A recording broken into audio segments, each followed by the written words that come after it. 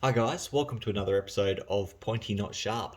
Today I thought I'd take the opportunity to discuss the bayonet surplus market and how overpriced it is down here in Australia, particularly for the Australian stuff.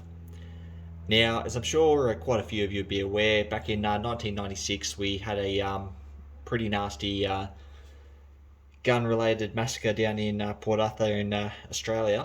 And as a result, we had the National Firearms Agreement, or NFA, funnily enough, where we lost a lot of our gun rights and a lot of firearms were handed in destroyed. There were a lot of new regulations around firearms, no semi-automatics essentially, and you need to be licensed and every firearm needs to be registered. So pretty stringent rules, and as a result of that, firearm collecting became a lot more difficult in Australia. Um, as a result of that, there's a lot less firearms collectors out there than there probably previously would have been. I have read that there's currently more firearms in Australia now than prior to the ban, but I don't know how accurate that is. Anyway, as a result, because firearms are now less accessible, bayonets and other militaria have become far more collectible than they previously would have been. So, in other countries like the US, where a bayonet is seen as an accessory, in Australia it's quite often seen as sort of a primary thing to collect instead of like a secondary accessory to a milsurp rifle. So, a couple of years ago, our market for surplus bayonets absolutely skyrocketed, and the prices for like what I've got here, a short magazine Lee Enfield pattern 1907 bayonet, Lithgow made. Minimum, you're looking at probably $250. I heard from the recent Bathurst gun shows that even crap condition ones were still selling for more than 200 Australian dollars, which is a fair bit of money for something that is incredibly common. I'm actually a bit priced out in terms of getting my hands on a few of them. I want to get my hands on a World War One example with the Lithgow stars for the channel. But even for a crap condition one, I'm looking at over $500, and for that kind of money, I can buy something far more interesting to have a look at, considering how many pattern 1907s I already have, and the fact I'm only showing you some very minor markings. So, as a few of you might be aware, I recently went on a road trip around rural New South Wales here in Australia. And during my road trip, I took the opportunity to stop in at all the antique shops, military shops, gun shops, camping stores, disposal stores, anywhere I thought would be a likely spot to find a bargain.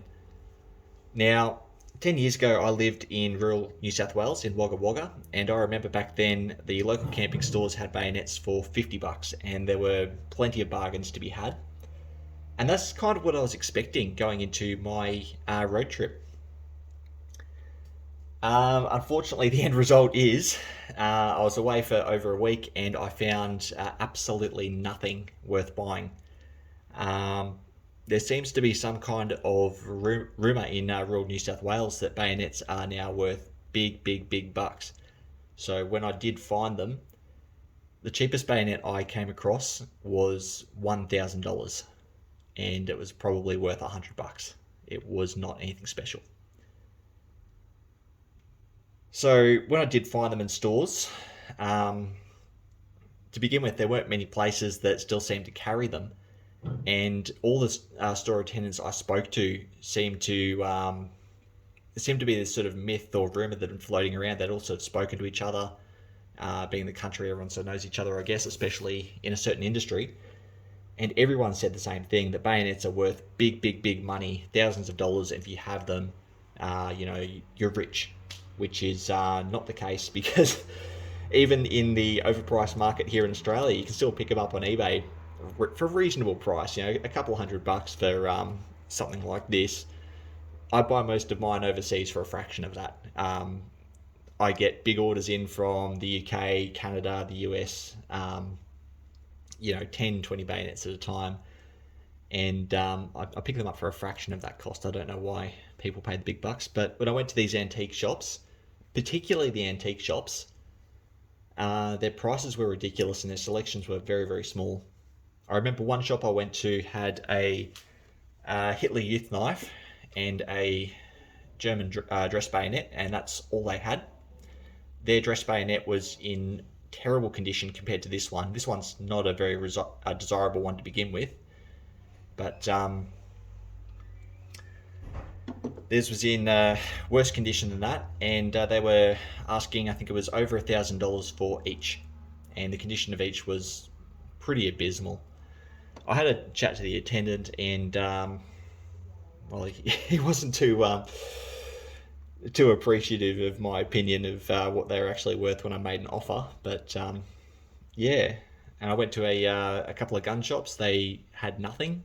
I went to all of the Aussie disposal stores, which is a chain here in Australia of surplus military and military gear and stuff. More a camping store than anything else.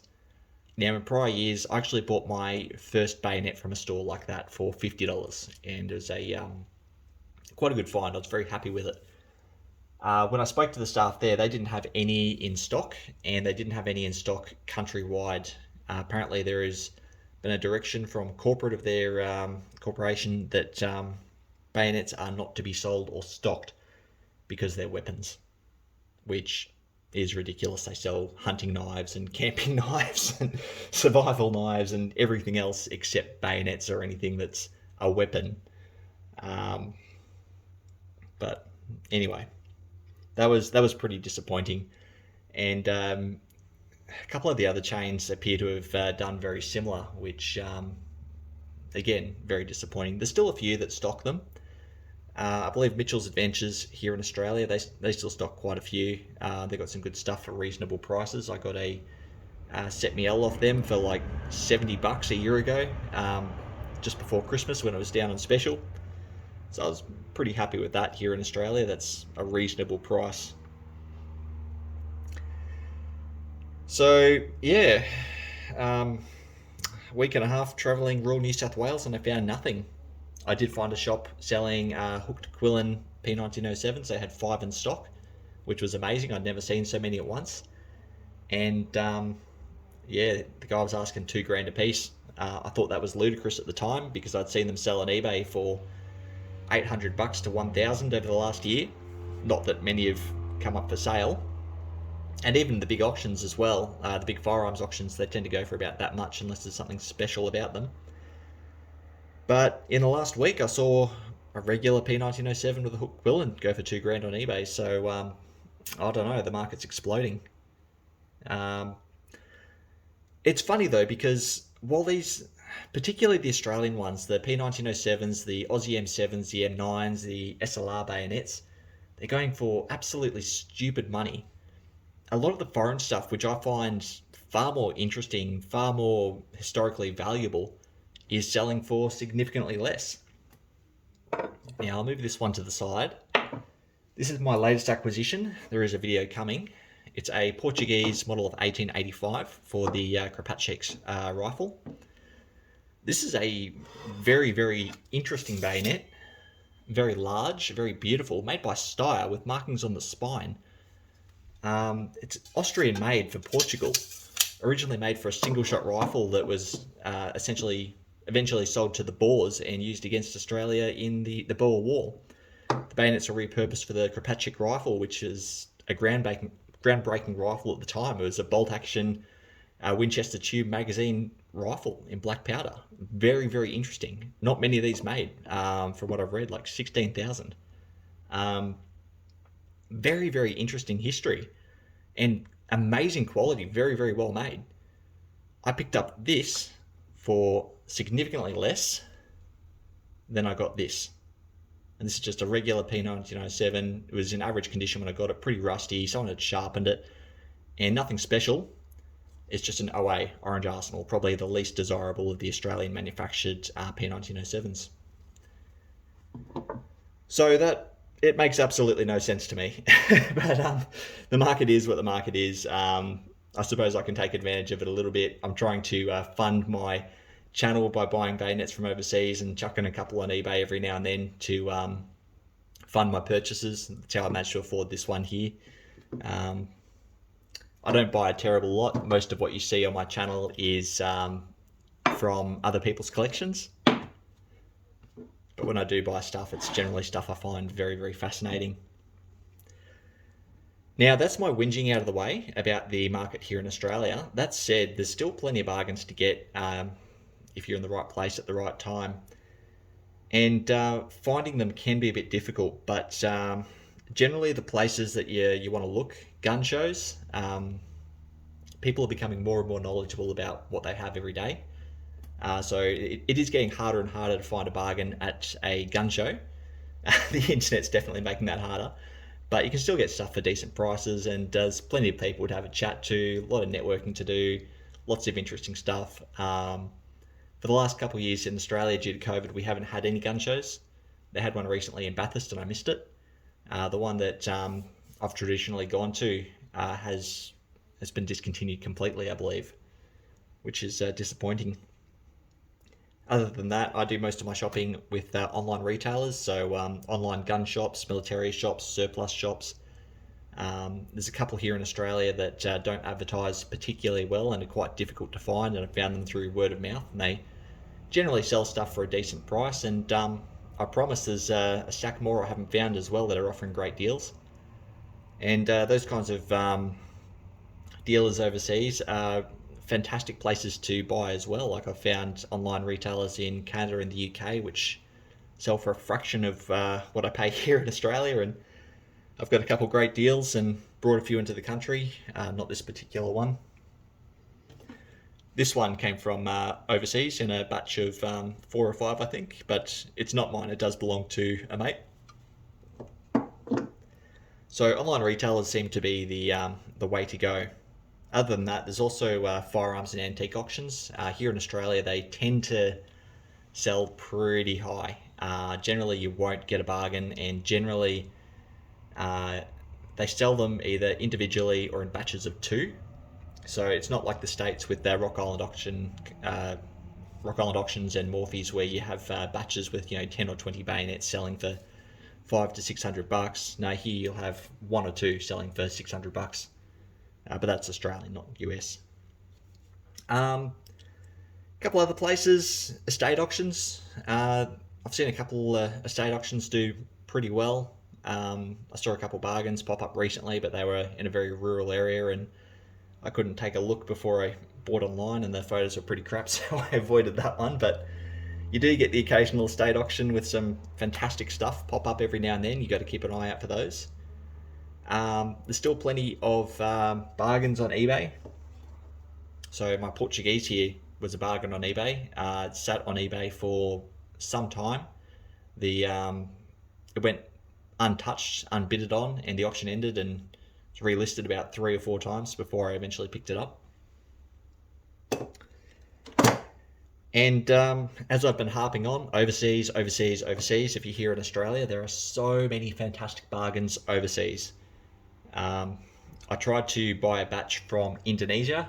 That taught me a very valuable lesson. I purchased them first and sent them to a third-party shipping company before I learnt that it's actually prohibited to post bayonets out of Indonesia. So I had 10 bayonets packed up, ready to go, and no one would ship them.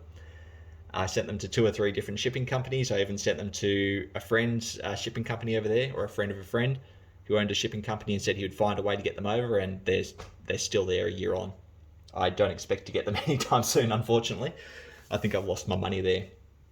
But there's some absolute bargains in Indonesia, like $6 for a S1 Pindad bayonet, which is like their clone of a BM59, I believe.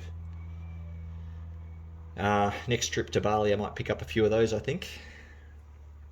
And yeah, if I ever go on holiday, or next time I go on holiday to the States or Europe or anywhere like that, I'm definitely going to fill my suitcase.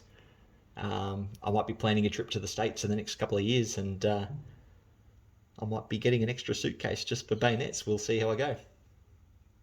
Anyway, that's sort of my whinge and my rant about the surplus market here in Australia. Well, the majority of the market does seem to be the old timers. There's a small group of younger guys getting into it now. So I know of 7 or 8 guys my age early 30s, late 20s who are getting into the hobby, and unfortunately, the market is dominated by FUDs. I was actually having a chat to a couple of guys with a big display on Anzac Day the other day. They had a display of rifles and bayonets, and pretty much everything was mislabeled. I've tried to point one thing out to him about how he's blatantly wrong and he had something better than he thought he did, and he pretty much told me to get lost. So pretty set in his ways with his FUD law. Still, good chat, and he had some good stuff to look at. He had a 9805 sawback, which I thought was pretty nice condition, and a couple other nice bits and pieces. He had one of the little Webley bayonets with the Gra blade on it, which was pretty cool. But yeah, I'll leave it there. So, state of the surplus market in Australia. Bayonets are reasonably overpriced if they're Australian, and some of the overseas stuff you can still pick up for a bargain. That said, though, they're still very expensive. Like these Kropatscheks, I was seeing them for 80 euros online in Europe. I paid a bit more than double that here, unfortunately. Even accounting for the conversion to the Australian dollar. Anyway, guys, if you have any interesting stories about the surplus markets where you live, the bayonet markets, and maybe ridiculous prices or fantastic prices, hell, if there's fantastic prices on bayonets where you live, let me know. Comment below, guys. Send me a message, and I'll buy a stack up and I'll make some videos. If you have anything in particular that you'd like to see from your home countries, I'd love to do some videos. I love reading up on interesting history, new countries that I haven't read up on before. I've got a lot of Romanian and Portuguese stuff coming up shortly, as well as a couple other countries I haven't touched on before. So yeah, I'm open to suggestions, and I'd love to hear from you. Anyway, guys, thanks for watching.